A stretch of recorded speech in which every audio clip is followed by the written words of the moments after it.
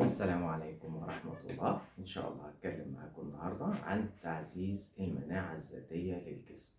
يعني إيه تعزيز المناعة الذاتية للجسم؟ وإزاي هنستفاد من نقطة زي كده؟ إزاي نطبق النقطة ديت وإزاي إن إحنا نستفاد بيها والجسم إن هو يقدر يستفاد بيها. مبدئيا هي إيه المناعة الذاتية للجسم؟ اللي هي المناعة الطبيعية اللي موجودة في الجسم، اللي هي بتتمثل في كرات الدم البيضاء أو الخلايا البائية والتائية والليمفوسايتس اللي هي بيتكون منها الأنتي بودي. ده تعريف المناعة. طيب هي المناعة بتاعت الجسم ديت الجسم بيجيبها منين؟ أساس مناعة الجسم هو نخاع العظم. إيه نخاع العظم؟ يعني عظم الإنسان خصوصا العمود الفقري والفقرات القطنية بيبقى جواه ده العظم بتاع الإنسان. جواه بيبقى فيه النخاع دوت هو ده اللي بيكون كرات الدم البيضاء والحمراء والليمفوسايتس والكوكتيل المناعي كله.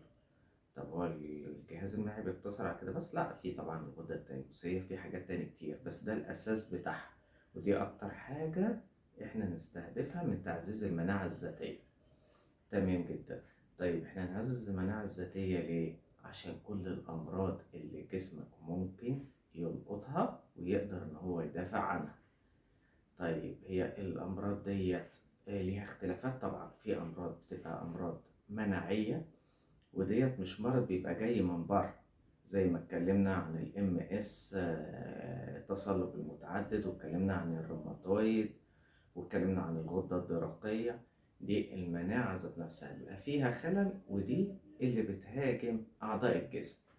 طب المناعة بتهاجم أعضاء الجسم ليه؟ احنا زارعين عضو، أنا زارع كلى ولا زارع كبد عشان المناعة تهاجم؟ يعني اللي بيزرع كبد مركب كبد من بره، فالجسم مبيتعرفش عليها أو يشوف ده جسم دخيل يهاجمه، وعلى أساس ده بياخدوا مثبطات مناعة. طب أنا لأ، أنا الغدة الدرقية دي بتاعتي مش مفيهاش زراعة، والكبد بتاعي ليه المناعة بتهاجم؟ ده بيبقى خلل مناعي. خلل مناعي يعني إيه؟ يعني مناعتك مش ماشية صح. المناعة بتاعتك مش ماشية صح. ولو أصبت بأمراض زي كده ممكن تاخد مثبطات مناعة وعلاج بيولوجي اللي هو يهد المناعة أو يضعف المناعة، أو تعيش على المسكنات كل ما يجيلك البانيك أتاك. مسكنات وتتعب معدتك وتتعب الكبد بتاعك وتتعب الكلى بتاعتك. عشان كده هو الحل في تفادي ده كله إن أنت تعزز مناعتك. ده رقم واحد، وده أفضل شيء ممكن إن أنت تعمله لنفسك في الزمن اللي احنا فيه، وفي زمن الأمراض اللي احنا فيه، والأمراض المناعية والمشاكل بتاعت الأدوية والسايد إفكت وما إلى ذلك. جميل جدا. أنا اشتريت منك وأنا دلوقتي هعزز مناعتي. أعزز مناعتي إزاي؟ ده السؤال الأهم. اديني الطريق وعشان أعزز مناعتي. رقم واحد في تعزيز المناعة هو الحجامة. طب ليه الحجامة؟ إيش جاب لي جاب؟ المناعة رقم واحد في تعزيز الحجامة، لأن هي بتخفض ضغط الدم، وده بينشط وبيشجع نخاع العظم إنه ينتج كرات دم جديدة، سواء كرات دم حمراء أو كرات دم بيضاء أو الليمفوسايتس اللي بتكون منها الأنتي بودي أو الأجسام المضادة. كلام جميل. هي بتعمل إيه تاني للجسم؟ بتصحي الجسم والجهاز الدوري، بتقلل الإجهاد على القلب. لو في كوليسترول زايد، الدهون بصفة عامة، الكوليسترول، الدهون الثلاثية، الدهون الضارة ال LDL، لو زايدة في الجسم بتخفضها، بتطلع مع الدم وبتظهر في صورة زي الزيت كده اهوت أو السمنة السايحة. بعض الناس اللي بتعمل لها حجام تلاقي طالع منها كميات كبيرة أو عاملة زي السمنة السايحة، ده تعرف الكوليسترول عنده عالي أوي. طب ده بيأثر عليه بالسلب ولا بالإيجاب؟ بيأثر بالسلب، وبيعمل خمول وقلة تركيز، ويقول لك ما بفوقش غير مع فنجان القهوة، وممكن أشرب لي 3 فناجين في اليوم. بس ده بقى يأثر عليه بعد كده في النوم، إن هو بيصلح حاجة بحاجة. هو مش بيعمل العلاج الجذري أو الحل الجذري، لا، هو بيصلح حاجة بحاجة، فهتلاقيه بتأثر عليه شوية في النوم. طيب احنا دلوقتي قلنا إن هي بتخفض الإجهاد بتاع القلب، بتنشط الأعصاب بتاعة الجسم، بترفع المناعة، بتزود كمان الخلايا الاستكشافية. الخلايا الاستكشافية دي المسؤولة إن هي تلاقي السرطان اللي موجود في الجسم. يعني لو في خلية فيها ورم خبيث، الخلايا الاستكشافية دي هي اللي بتكتشفه وهي اللي بتفتته في الجسم. يعني أنا لو عملت حجام بصفة دورية مش ممكن يجيلي سرطان؟ لا، إن شاء الله مش ممكن يجيلك سرطان، وتبقى أبعد ما يكون على إن يجيلك سرطان. طيب بتعمل ايه كمان الحجامة؟ غير إن هي بتكتشف الخلايا السرطانية وبتفتتها. الحجامة هي بمثابة كبد وطحال إضافي للجسم. لا الكلام ده صعب عليا. يعني إيه هي بمثابة كبد وطحال إضافي للجسم؟ لا يعني إيه؟ يعني كأن عندي كبدين؟ لأن هي لما بتخرج اللزوجة بتخرج الشوائب، بتخرج بتاع دوت الأثر الدموي والدي دايمر ومخلفات الأدوية وأثر التدخين والنيكوتين والأطران اللي موجود في الدم. ده كله مجهود على الكبد وعلى الطحال هو اللي هيقوم بيه.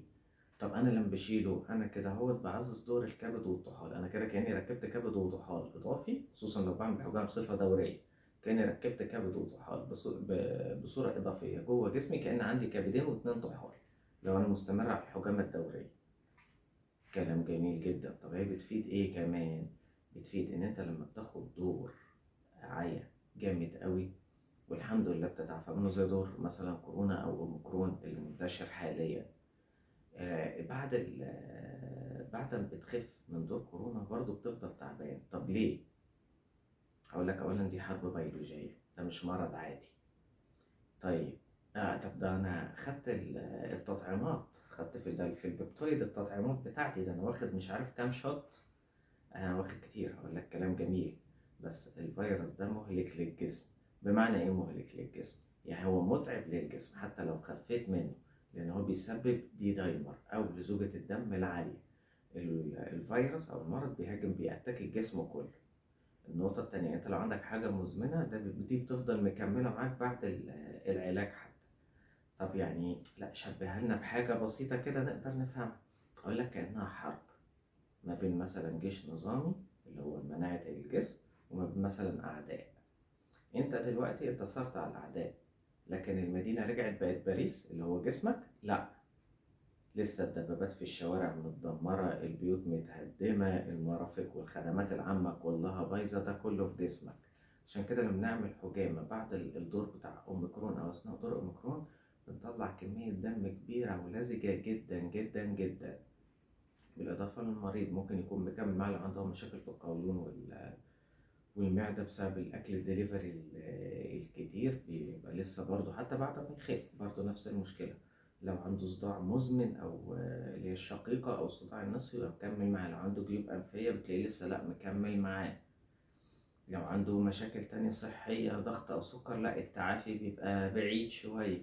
لكن الحجامة بتعمل ده كأنها مكنسة بتكنس ده كله من الجسم، بتطلعه بره الجسم. الجسم لسه بيبني نفسه من تاني. بالإضافة طبعا لأن الجسم بيحتاج ليمفوسايتس كتير ومناعة كبيرة، بيقعد يفكك في نخاع العظم عشان يقدر يعمل الكمية الكبيرة اللي تقدر تواجه الجسم ده.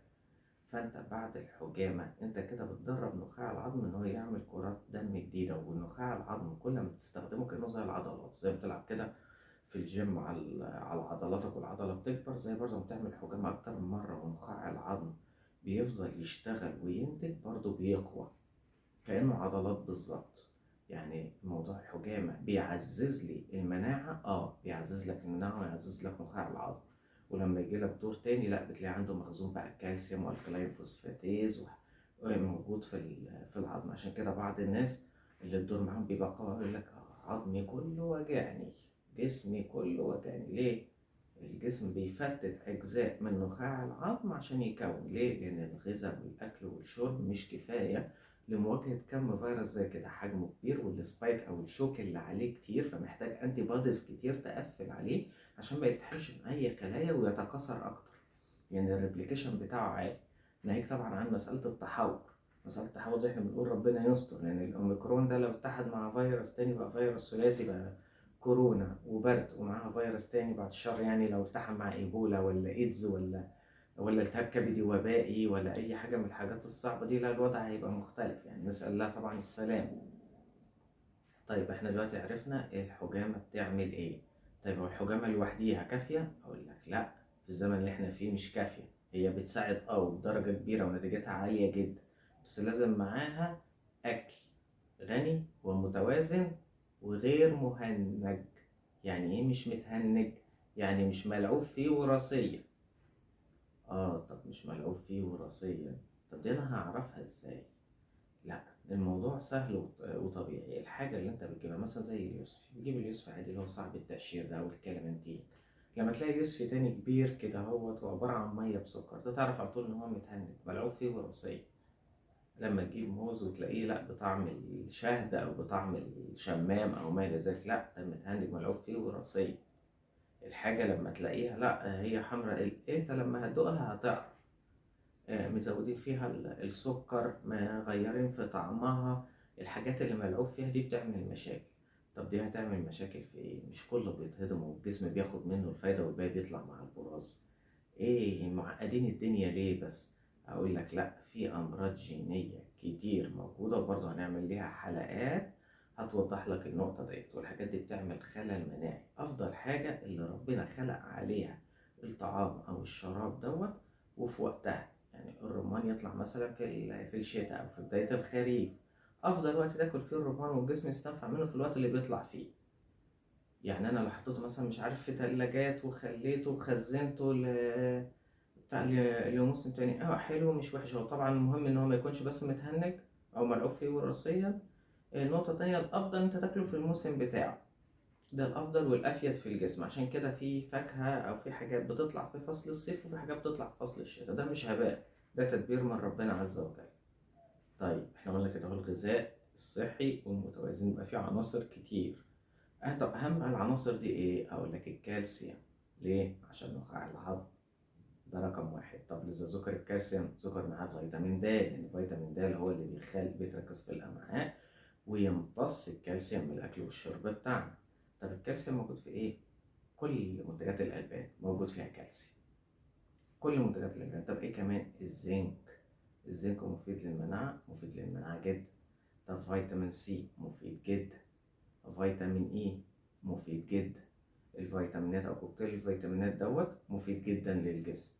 طيب ايه؟ طيب الاكل الدليفري اقول لك لا ابعد عنه، وخصوصا الزيوت المهدرجه، لان دي بتعمل لزوجه في الدم وبتعمل مشاكل للكبد ما يقومش بدوره، وبتعمل كمان دهون على الكبد وعلى الطحال وعلى الامعاء، وبتزود الوزن. والوزن لو زاد بزياده هيتعب المفاصل خصوصا مع السن الكبير. وكمان الناس اللي عندها امراض مزمنه ومستمره على ادويه باستمرار بصفه دوريه. يبقى قلنا كده الحجامه، الغذاء المتوازن. في حاجه تانية تقدر تساعدني؟ الرياضه. طب انا لازم جيم وكده ومفيش وقت والكلام ده؟ لا، بس امشي يوميا ربع ساعة او تلت ساعة. دي تنفع رياضة؟ تنفع رياضة وجميل جدا واستمر عليها. كلام جميل. يبقى قلنا حجامة وغذاء متوازن ورياضة. في حاجة كمان؟ في حاجة كمان. ايه هي؟ الصوم. ايه ده؟ الصوم كويس كويس جدا وبيرفع المناعة وبيقلل من الدهون وبيريح الجهاز الدوري والقلب والشرايين والأوردة. طب انا لو عملت الحاجات ديت ابقى كده عززت مناعتي؟ هتبقى عززت مناعتك. طب انا ممكن اخد عليها مكمل غذائي؟ ممكن، بس انت الافضل ان انت تاخد الحاجه ديت طبيعيه. والنقطه كمان بالنسبه للكالسيوم ان احنا نتعرض للشمس شويه، عشان الشمس ديت هي بتديلك الكالسيوم الطبيعي. بالاضافه طبعا انت ممكن تاخده من الالبان وما الى ذلك، ممكن تاخد تابلتس فيه كالسيوم وفيه فيتامين د وما الى ذلك، لكن ان انت بتاخده من الشمس بيبقى اقوى بكتير. الحاجات الطبيعيه بتبقى اقوى بكتير من الحاجات المصنعه والكيميكال. وبرضه لو في عندكم اي سؤال او اي استفسار سيبوه لنا في التعليقات واحنا نجاوب عليه. ودمتم بصحه وعافيه، والسلام عليكم ورحمه الله وبركاته.